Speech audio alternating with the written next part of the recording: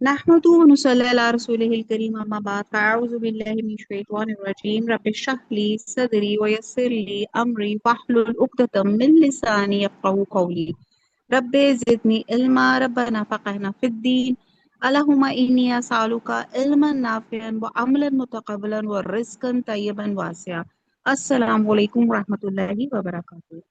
جی ہم لوگ اللہ کے فضل و کرم سے پارہ نمبر 27 ہے، سورہ واقعہ چل رہی ہے اور آیت نمبر 57 سٹارٹ کرنی ہے۔ پیچھے ہم لوگوں نے ابھی تک پڑھا کہ حاذا نزولہم، یہ اللہ کی جو مہمانی ہے جنتیوں کے لیے کیا ہے اور جہنمیوں کے لیے ان کا کیا بدلہ ہے، جو دنیا میں انہوں نے اپنے ہی کرتوت اپنے ہی اعمال کی وجہ سے انہوں نے وہ خود جہنم کو خریدا۔ تو یہ پیچھے اللہ تعالیٰ نے جنت اور جہنم کے سینز کو کلیئرلی ایک جس کو کہتے ہیں نا ڈپکٹ کیا، اس کو ایک اس کا سین ہمارے سامنے لے کر آیا تاکہ ہمیں اچھائیوں اور نیکیوں سے محبت ہو اور تاکہ ہم اس جنت کی موٹیویشن میں اچھے کام کریں اور جہنم کی ہولناکیاں دیکھ کر ہمیں برائی اور بدی سے نفرت آئے۔ آیت نمبر 57 پہ چلتے ہیں۔ نحنو ہم، خلقناکم، خلق کیا، نہ ہم نے کم تم کو، فلولا تو کیوں نہیں، فا بس لو کیوں، لا نہیں، تو صدقونا، تو صدقون میں آپ دیکھیں صدق لفظ آ رہا ہے، تصدیق بھی اسی سے نکلتا ہے۔ اس کا مطلب ہے تم تصدیق کرتے ہو، تم سچ مانتے ہو۔ تو با محاورہ ہے کہ ہم نے تم کو پہلی بار بھی تو پیدا کیا تھا، تو تم دوبارہ اٹھنے کو کیوں سچ نہیں سمجھتے؟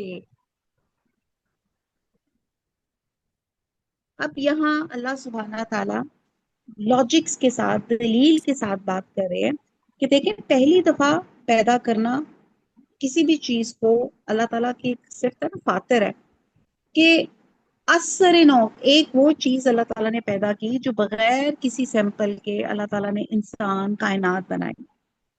تو اللہ تعالیٰ جب پہلی دفعہ آسانی سے پیدا کر سکتا ہے، اللہ تعالیٰ کو کن کہیں گے، اللہ تعالیٰ کے کلمہ کن سے ہر چیز تخلیق ہوتی ہے، تو دوسری دفعہ پیدا کرنا اتنا کیا ہے، اس میں کیوں شک کرنے والی بات ہے؟ آیت نمبر نیکسٹ ہے، آفرأیتم، حمزہ کے اوپر زبر یعنی کہ الف کے اوپر جب زبر لگے حمزہ، کیا، فا پس، رو دیکھتے ہو تم، بھلا دیکھو تم، ماں جو، تم نون تم ڈالتے ہو، تم نون تم جس کو کہتے ہیں نا کہ منی ٹپکاتے ہو، یہ لفظ ہے منی سے ہے، تم نون با محاورہ ہے۔ دیکھو تو جس نطفے کو تم عورتوں کے رحم میں ڈالتے ہو۔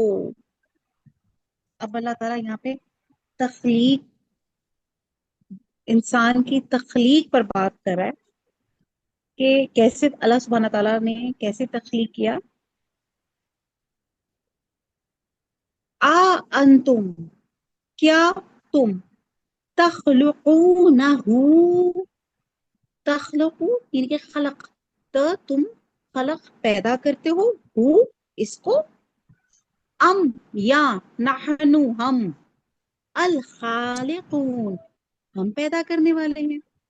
تو با محاورہ ہے، کیا تم اس انسان کو بناتے ہو یا ہم بناتے ہیں؟ پھر اللہ تعالیٰ آیت نمبر نیکسٹ میں چلے ابھی اتنا ہی ہم پڑھتے ہیں۔ ابھی میں نے دو آیات آپ کے ساتھ پڑھی، 58 اور 59، اور جس میں اللہ سبحانہ تعالیٰ نے بتایا کہ رحم مادر میں انسانی تخلیق کا نقطہ آغاز ہوتا ہے۔ سب سے پہلی بات جو غور کرنے والی بات ہے کہ انسان کا نطفہ بذات خود کیا چیز ہے، وہ کن چیزوں سے بنتا ہے، اور جن چیزوں سے نطفہ بنتا ہے وہ زندہ تھی یا مردہ، اور اس نطفے کے بننے میں یا بنانے میں تمہارا کچھ عمل دخل ہے؟ کوئی اختیار ہے؟ پھر اس نطفے کو رحم مادر میں ٹپکانے کی حد تک تو انسان کو اختیار ہے، ٹھیک ہے نا؟ اس کے بعد اس کا اختیار کلی طور پہ ختم ہو جاتا ہے۔ نطفہ، اگر آپ دیکھیں جو سپرمز ہوتے ہیں وہ ایک قطرہ لاکھوں اس کے اندر وہ ہوتے ہیں، سپرمز ہوتے ہیں جو صرف طاقتور خوردبین سے نظر آتے ہیں۔ اور اسی طرح رحم مادر میں جو جو ایگ ہوتا ہے، نسوانی بیضہ جس کو کہتے ہیں، وہ بھی خوردبین کے بغیر نظر نہیں آتا۔ اب سپرم کا ایک اس کا جو ایک جسومہ ہے، جب ایگ میں نسوانی بیضے میں داخل ہوتا ہے، پھر ان دونوں کے ملنے سے ایک چھوٹا سا ایک زندہ سیل بن جاتا ہے، اور یہاں سے انسانی زندگی کا آغاز ہوتا ہے، اور اسی کا نام استقرار حمل ہے۔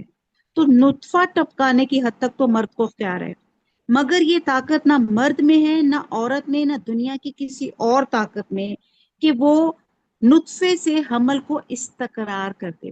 اور پھر اس نقطہ آغاز سے ماں کے پیٹ میں بچے کی اس کی سٹیجز پرورش کی شروع ہو جاتی ہیں۔ ہر بچے کی الگ الگ صورت ہوتی ہے، سبحان اللہ، آپ دیکھتے ہیں ہر بچے کے اندر اس کی مختلف اس کی ذہنی اور جسمانی قوتوں کا خاص ایک تناسب ہوتا ہے، جس سے وہ ایک خاص ایک انڈیویجول پرسنالٹی بن کر اٹھتا ہے۔ کیا یہ ایک خالق کے سوا کسی اور کا کام ہو سکتا ہے، یا اس میں ذرہ برابر بھی کسی دوسرے کا کوئی عمل دخل ہے؟ پھر یہ فیصلہ کرنا بھی اللہ کے اختیار میں ہے کہ وہ بچہ لڑکی ہو یا لڑکا ہو، خوش شکل ہو یا بد شکل ہو، اس کے نقوش تیکھے ہوں یا بھدے ہوں، طاقتور ہو، قد میں کیسا ہو، نحیف ہو، کمزور ہو، اسٹرانگ ہو، اندھا ہو، بہرا ہو، لہڑا، مطلب ذہین ہو، کن ذہن ہو، کیسی شکل، کیا اس کی زندگی، یہ تمام چیزیں اللہ تعالیٰ کے ہاتھ میں ہیں۔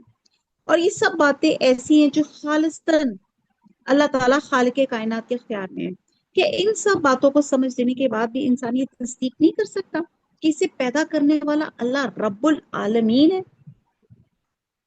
جو مردہ غذاؤں سے ہر روز، آپ دیکھیں جو ہم کھانا کھاتے ہیں وہ ایک مردہ غذائیں ہوتی ہیں نا، جب پھل سبزیاں، اور اسی سے آپ کی جان، صحت، اور یہ آپ کے جو سپرمز ایگز وغیرہ بنتے ہیں، ان مردہ غذاؤں سے ہر روز لاکھوں کروڑوں کی تعداد میں انسان اور دوسرے جاندار پیدا ہو رہے ہیں۔ وہ مردہ انسانوں کے بے جان ذرات سے پھر انہیں دوبارہ زندگی نہیں بخش سکتا۔ اب یہ ہے اللہ کی قدرت۔ یہاں پہ اللہ تعالیٰ فرما رہے ہیں افرأیتم ما تمنون، تم ٹپکاتے ہو، انتم، کیا تم پیدا کرتے ہو، یا ہم الخالقون پیدا کرنے والے ہیں؟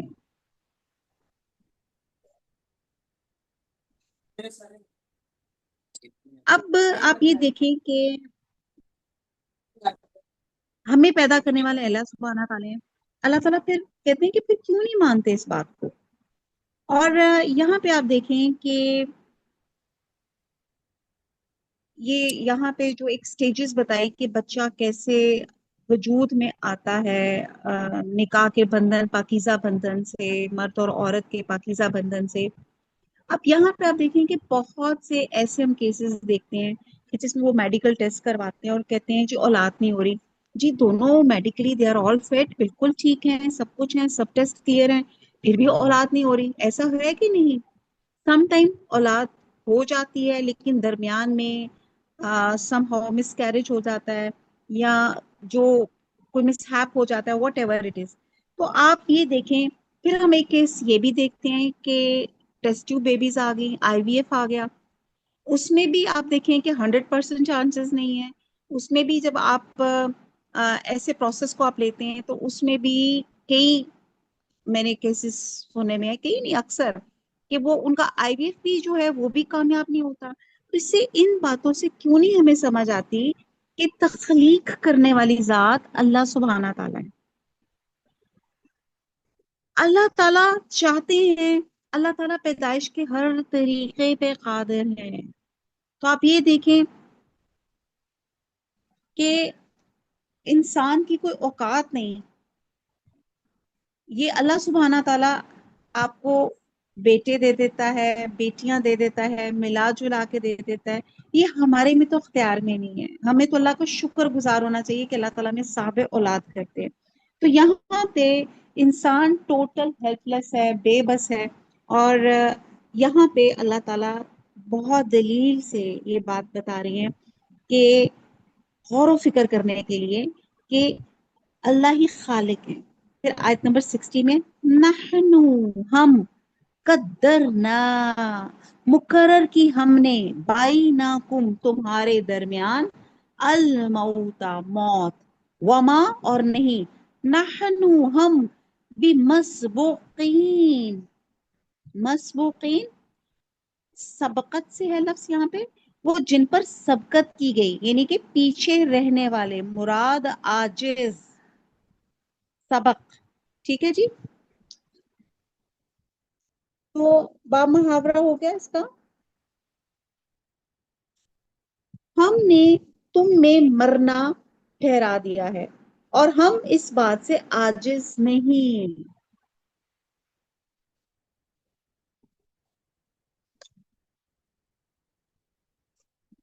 اب اللہ تعالیٰ فرماتے ہیں کہ انسان میں جو نطفہ رحم مادر میں ٹپکاتا ہے،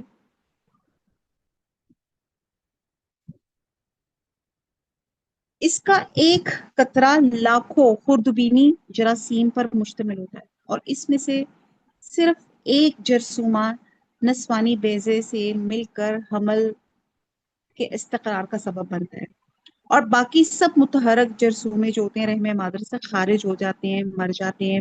اور استقرار حمل کے بعد بسا اوقات عورت کو خون جاری ہو جاتا ہے اور حمل ضائع بھی ہو جاتا ہے. بعض دفعہ مس کیریج ہو جاتا ہے، بعض دفعہ بچہ پیٹ میں مر جاتا ہے، کبھی پیدا ہوتے ہی مر جاتا ہے. اور جو زندہ پیدا ہوتا ہے اس کے سر پہ بھی موت کی تلوار لٹکتی رہتی ہے. جیسے کہتے ہیں نا کلو نفس ذائقۃ الموت، کوئی پتہ نہیں کس وقت کوئی حادثہ، کوئی چیز ہو جائے. کوئی بچپن میں فوت ہو جاتا ہے، کوئی جوانی میں، کوئی بڑھاپے میں، کوئی سال ہر سال بڑھاپے میں بستر مرگ پر ایڑیاں رگڑ رگڑ کر مرتا ہے. گویا موت ایک اٹل حقیقت ہے، اور اس وقت کا بھی پہلے سے، یہ وقت بھی پہلے سے طے شدہ ہے. نہ اس لمحے سے پہلے آ سکتی ہے، نہ اس کے وقت میں تاخیر ہو سکتی ہے. دنیا کی کوئی طاقت نہ موت کو ٹال سکتی ہے، نہ اس کا وقت بدل سکتی ہے. اب اللہ کہتے ہیں، فرماتے ہیں، اب بتاؤ تمہاری زندگی اور تمہاری موت کے بارے میں اللہ کے سوا تمہارا کون، مطلب کون ہے اس کے اپنی زندگی اور موت پہ اختیار رکھ سکے. آج ہم لوگ فارچون ٹیلرز کے پاس جاتے ہیں، پوچھتے ہیں جی ہمارا کیا، کب ہماری کون سا حادثہ. لیکن آپ یہ دیکھتے ہیں کہ وہ جو فارچون ٹیلرز ہوتے ہیں، جن کو آپ نجومی کہتے ہیں، جو آپ کی فور کاسٹ کرتے ہیں، وہ ان کو تو اپنی سانس کا نہیں پتا کہ وہ اگلے سانس وہ بھی زندہ رہیں گے کہ نہیں. تو انسان تو اتنا ہیلپ لیس ہے، جو اتنا ہم متکبر اور پتہ نہیں کیا چیز بنے پھرتے ہیں، تو بنے پھرتے ہیں. ہمارے تو اختیار میں کوئی چیز ہے ہی نہیں، نہ زندگی اور نہ موت.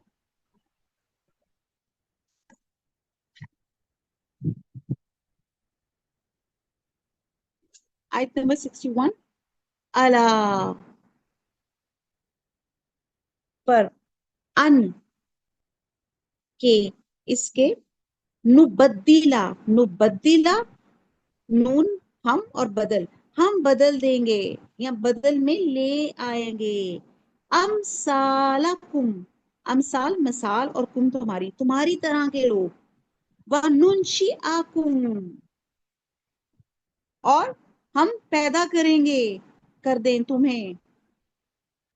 آیت نمبر 61، اللہ، اوپر، ان، ان کے، اس کے، نبدلا، ہم بدل دیں گے، امثالکم، تمہاری طرح کے لوگ، وَنُنشِئَکُم، اور ہم، انشا سے ہے، ننشی، ہم تم کو پیدا کر دیں گے، اٹھا دیں گے، انشا، ہم پیدا کر دیں گے تمہیں، فی میں، ما، جو، لا نہیں، تعلمون، تم، اور آگے علم، تم علم رکھتے یا تم جانتے. آیت نمبر 61 کا با محاورہ.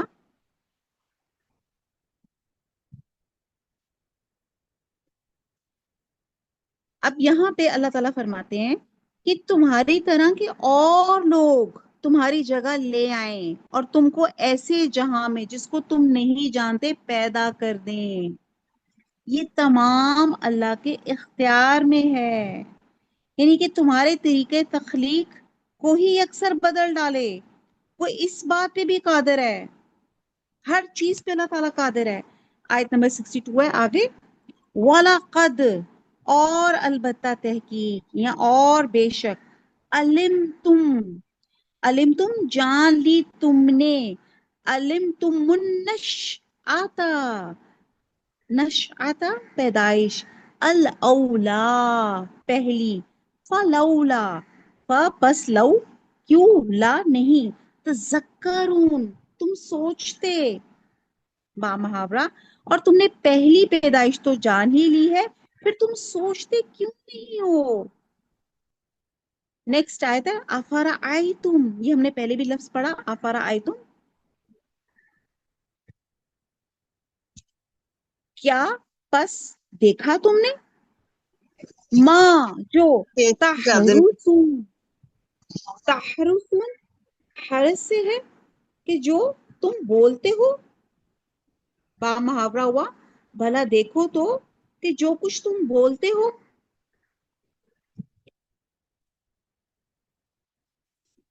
یعنی کہ اللہ تعالیٰ یہاں پہ انسان کو یہ سمجھانے کی کوشش کرے کہ انسان کے اختیار میں کچھ بھی نہیں ہے. ہم بڑے اپنے اسٹیٹس کانشیس اور بڑے اپنے آپ کو ہر وقت سنوارنے میں اور اپنے آپ ہی کو دیکھنے میں لگے رہتے ہیں. اللہ تعالیٰ کہتے ہیں دیکھو تو صحیح تمہاری حقیقت کیا ہے. اچھا تم شروع کہاں سے ہوئے ہو؟ تم شروع کہاں سے ہو؟ اس ڈسچارج کی ایک چھینٹ سے جو کہیں کبھی آپ کے کپڑوں پہ لگ جائے تو اس کو دھو دھو کے پاک کرتے رہتے ہو. اور وہی چھینٹ جب رحم مادر میں گر پڑتی ہے اللہ کے حکم سے وہ ایک زائگوٹ پھر زائگوٹ سے پھر وہ ملٹی پلائی ہوتا ہوا اللہ تعالیٰ اس ایک بچے کی شکل میں ایک بچہ بنا دیتے ہیں. اور بچہ پھر اللہ کے حکم سے جب دنیا میں آتا ہے کتنا بے بس ہوتا ہے. کوئی چیز انسان کے اختیار میں نہیں ہے. اور پھر اس دنیا میں پیدا ہونے کے بعد بھی اس کے اندر یہ اختیار نہیں ہے کہ میری زندگی کتنی ہوگی کتنی میں سانسیں لوں گا کیسی میری لائف ہوگی مجھے رزق کیا ملے گا مجھے کیا پوسٹ ملے گی. سب چیزیں اللہ تعالیٰ کے ہاتھ میں ہیں.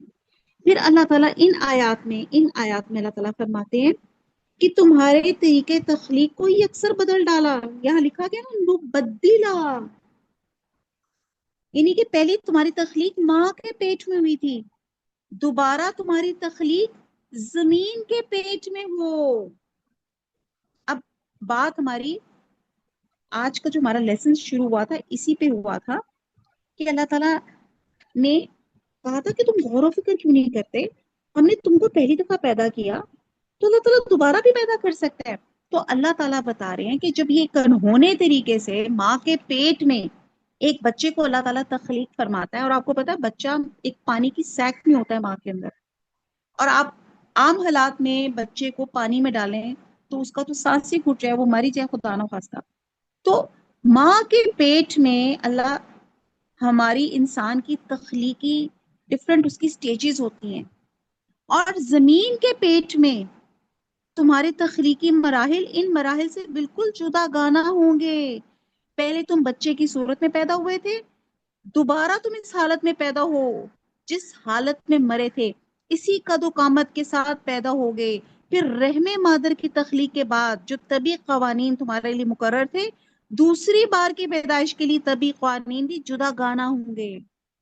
انڈرسٹینڈ سمجھ آئی کہ ایک دفعہ جب اللہ تعالیٰ نے پیدائش کی ماں کے پیٹ میں وہ ڈفرنٹ سٹیجز سے ہم نے بہت ڈیٹیل سے پڑھی ہیں کہ کیسے ہڈی سے بوٹی چھوٹی سی پھر وہ ہڈی ہوتی ہے پھر کیا کس طرح وہ پوری القا اور پتہ نہیں کیا ساری سٹیجز ہم نے پڑھی کس طرح وہ ایک بچہ کیسے ہوتا ہے. وہ ماں کے پیٹ کی سٹیجز تھی. اور اللہ تعالیٰ جب دوبارہ اٹھائے گا زمین سے تب اللہ تعالیٰ کی اور سٹیجز ہوں گی. اس دنیا میں موت تمہارے لیے مقدر تھی اور موت سے فرار ممکن نہیں تھا. اور آخرت میں زندگی مقدر ہوگی اور موت نہیں آئے گی. یہ آپ کو سب کو پتا ہے. انشاءاللہ تعالیٰ جب ڈے آف اکاؤنٹیبلٹی آئے گا قیامت کا دن آئے گا اور انشاءاللہ تعالیٰ ہمیں اعمال نامے ہمیں رائٹ ہینڈ میں دیے جائیں گے اور ہم جنت کے مستحق انشاءاللہ تعالیٰ ہوں گے. تو پھر کیا ہوگا اور جو جہنم کے لوگ ہوں گے ان کو ان کے اعمال نامے ان کے لیفٹ ہینڈ میں دیے جائیں گے. اور جب اللہ تعالیٰ رزلٹ اناؤنس کر دیں گے تو پھر ایک مینڈھے کو لایا جائے گا اور وہ ذبح کریں گے اور کہیں گے یہ موت ہے. اب موت کبھی بھی نہیں ہوگی. آپ سوچیں، موت ٹیمپرری فانی چیز دنیا ہے، آخرت ایٹرنل ہے، ابدی ہے. تو اس دنیا میں تمہاری آنکھوں کے سامنے غیب کے پردے حائل تھے. اس دنیا میں سب حقائق واشکاف نظر آنے لگیں گے. حتیٰ کہ انسان، آپ سوچیں کہ جنت کی بہترین ایک نعمت کیا ہوگی؟ اللہ کا دیدار. اگر تم اپنی پہلی تخلیق کا مطالعہ کرو گے تو تمہیں دوسری تخلیق میں کوئی بات ناممکن نظر نہیں آئے گی. اب یہاں پہ لوگوں کو، منکرین نے آخرت کو، ان کو ایک تھاٹ دی جا رہی ہے کہ تم پہلے اپنی تو پہلی تخلیق پہ تو غور کرو، اس میں تمہارا کیا ہاتھ ہے؟ کہاں پہ تم ایبل ہو؟ جہاں پہ دو کپل فزیکلی بہت ہر بالکل صحیح ہوتے ہیں لیکن وہ انتظار کر رہے ہوتے ہیں اولاد کی خوشخبری کے لیے، وہ اللہ تعالیٰ نے ان کا لکھا ہوتا ہے کہ جس وقت اللہ تعالیٰ چاہیں گے، جو وقت، جو لمحہ، وہ تبھی وہ اولاد اللہ تعالیٰ ان کو نوازے گا. اور اسی آیت کے وسیلے سے ہم اللہ سے بہت صدق دل سے دعا کرتے ہیں کہ اللہ تعالیٰ پیدائش کے ہر طریقے پہ قادر ہیں. آپ نے حضرت آدم علیہ السلام کو بغیر ماں باپ کے پیدا کیا. آپ نے حضرت عیسیٰ علیہ السلام کو بغیر باپ کے پیدا کیا. حضرت حوا کو حضرت آدم علیہ السلام سے پیدا کیا. اور باقی نارمل انسانوں کو ماں باپ کے ساتھ پیدا کیا. حضرت کون بتائے گا، حضرت یحییٰ جو تھے. اور اسی طرح یہ جو تھے ایک اور حضرت اسحاق، آپ کہہ دیں کہ یہ وہ کیسز تھے کہ انفرٹیلٹی کیسز تھے اور بانجھ تھی ان کی مائیں، عمر بھی زیادہ ہو چکی ہوئی تھی، لیکن اللہ سبحانہ تعالیٰ نے ان کو بھی، اللہ تعالیٰ نے نوازا. مطلب ایک میڈیکل کیس ہونے کے باوجود اللہ تعالیٰ ہر چیز پہ قادر ہے. اللہ تعالیٰ جو میری بہنیں اولاد مانگتی ہیں، اللہ تعالیٰ ان کو صحت، زندگی، تندرستی والی صالح اولاد سے نوازتے. اور جن کی اولادیں اللہ تعالیٰ ان کو بھی صالحہ رکھا، آمین. ان کو نمازی، پرہیز کا رکھ، اللہ رسول صلی اللہ علیہ وسلم اور والدین کا فرما بردار رکھ، آمین. دین دنیا اور آخرت میں کامیابی عطا فرما دے. تو بہرحال یہاں پہ اللہ تعالیٰ بہت لاجک سے، بہت دلیل سے بتا رہے ہیں کہ پہلی پیدائش اور دوسری پیدائش اللہ کے اختیار میں ہے اور ان کے دونوں کی ڈفرینٹ سٹیجز ہوں گی. جب ہم پہلی سٹیجز کو نہیں سمجھ سکے تو پھر دوسری جو سٹیجز ہیں، جو اب پہلی سٹیجز کو ہم سائنس کے ساتھ ہم کرتے ہیں نا، اچھا جی اب بچے کی یہ سٹیج ہے، اب یہ اتنے دن کو ہو گیا، اس میں یہ ڈیولپمنٹ ہو جائے گی. تو آپ یہ دیکھیں کہ اللہ سبحانہ تعالیٰ ہر چیز پہ قادر ہے. اسی طرح دوسری دفعہ ہمیں دوبارہ انشاءاللہ تعالیٰ اللہ تعالیٰ پیدا فرمائیں گے. اب آ جاتا ہے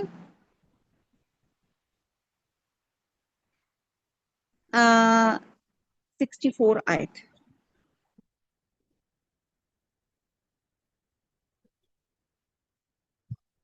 آہ کیا، انتم تم، تزرعونہ، اب یہاں پہ دیکھیں تم اور آگے زراعت، زیر عین، اردو سے ریلیٹ کریں. 60% عربک کے جو ورڈز ہیں وہ آپ کے اردو سے ریلیٹڈ ہیں اور 20% ہیں جو بار بار آتے ہیں، جو ہمیں یاد ہو جاتے ہیں، اور 20% ہے جن پہ ہم نے محنت کرنی ہوتی ہے. تو بے شک دیکھنے میں مشکل سا لفظ لکھا جا رہا ہے، تزرعونہ. تو تزرو یہ کیا ہے؟ زراعت، زارعون. تو یہاں پہ ہوگے تم اگاتے ہو اس کو، تزرعون، ام یا نحنو ہم، زارعون اگانے والے ہیں، زراعت کھیتی. ٹھیک ہے جی، با محاورہ ہوا. تو کیا تم اسے اگاتے ہو یا ہم اگاتے ہیں؟ آیت نمبر 64. پیچھے اللہ تعالیٰ نے انتہائی لاجک سے ہمیں سمجھایا کہ پہلی دفعہ پیدائش اور پھر جب دوبارہ مرنے کے بعد اللہ تعالیٰ زمین سے اٹھائیں گے، تو یہ سب اللہ تعالیٰ کے اختیار میں ہے اور انسان بے بس ہے. اب اللہ تعالیٰ اور ہمیں غور و فکر کی دعوت دے رہے ہیں اور یہاں پہ آیت نمبر 64 میں بتا رہے ہیں، کیا تم اسے اگاتے ہو یا ہم اگاتے ہیں؟ کس کو اگانے کی بات کی جا رہی ہے؟ یہ جو نباتات فصلیں، آپ کی ویجیٹیبلس، آپ کے فروٹس. انسان کا کام کیا ہے؟ زمین میں بیج ڈالتا ہے. پھر اس کے بعد زمین کی تاریکیوں میں اس بیج میں جو تخلیقی مراحل آتے ہیں، جو اس کے اندر ویریشنز ہوتی ہیں، اس کا اللہ تعالیٰ کہتے ہیں نہ تمہیں علم ہے نہ ان میں کچھ تمہارا عمل دخل ہے. دانا، ایک بیج آپ نے سیڈ ڈالا ایک مٹی کے اندر، مٹی کے اندر جا کے غائب ہو گیا. اب دانے سے ایک نازک سی کومپل کیسے بنی؟ پھر اس نازک سی کومپل میں اتنا زور کیسے آیا کہ وہ زمین کو پھاڑ کر باہر نکل آتی ہے؟ بیج کیا ہے؟ بے جان اور مردہ تھا، اور اس سے جاندار، آپ کو پتا ہے پلانٹس لیونگ تھنگس میں آتے ہیں، جاندار نباتات پیدا ہو گئے جو پھلتی پھولتی ہیں، گرو کرتی ہیں، اور تمہارے لیے رزق کا سامان ہوتی ہیں. اب دیکھیں لاکھوں کی تعداد میں مردہ بیج زمین کے پیٹ میں دفن کیے جاتے ہیں، اور پھر اس زمین کے قبرستان سے وہی مردہ بیج نئی زندگی، نئی آن بان کے ساتھ تمہارے سامنے پیدا ہو رہے ہیں. پھر بھی تم اس میں شک ہے کہ تم زمین میں دفن ہو جاؤ گے، پھر دوبارہ کیسے پیدا کیے جاؤ گے، تم زمین سے کیسے نکالے جاؤ گے؟ اور یہ تو عمل ہم ایسے ہی دیکھتے ہیں نا، یہ ہمارے آنکھوں کے سامنے اپنے گھر کی کیاری میں دیکھیں آپ کون سا بیج آپ ڈالتے ہیں اور کس طرح اس میں سے آپ کا وہ جو ہربس شربس یہ جو بھی آپ کا نکلنا شروع ہو جاتا ہے، تو کہاں سے نکلتا ہے؟ تو زمین سے ہی نکلتا ہے. اللہ تعالیٰ اسی طرح کہتے ہیں کہ زمین میں جو تم بیج ڈالتے ہو اس سے ایک درخت کے اوپر، زمین کے اوپر ایک درخت نمودار ہو جاتا ہے. غلے کے ایک بے جان دانے کو پھاڑ کر زمین کے سینے کو چیر کر اس طرح درخت اگانے والا کون ہے؟ یہ بھی منی کے قطرے سے انسان بنا دینے کی طرح ایک اللہ کا قدرت کا شاہکار ہے. اس میں بھی کیا کہتے ہیں انسان کا ہمارا کوئی بس اور اختیار ہی نہیں ہے.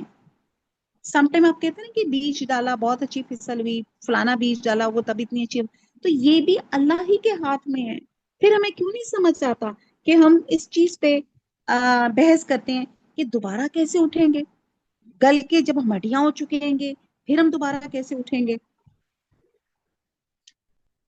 آپ غور و فکر کر رہے ہیں، یقین جانے کہ میں خود یہ پڑھ رہی ہوں تو میں خود سوچ رہی ہوں کہ اللہ کی کیا تخلیق ہے، کیسے اللہ تعالیٰ نے تخلیق کیا ہے، اور ہمارے اختیار میں کچھ بھی نہیں ہے، اور پتہ نہیں ہمیں کیوں اتنی اکڑ اور کیوں تکبر ہم لوگ کرتے ہیں. تو جی کوئی سوال آپ نے شروع کرنا چاہتا ہے تو آلویز ویلکم. وما علینا الا البلاغ سبحانک اللہم وبحمدک نشہد لا الہ الا انت نستغفرک ونتوب الیک. والسلام علیکم ورحمۃ اللہ وبرکاتہ.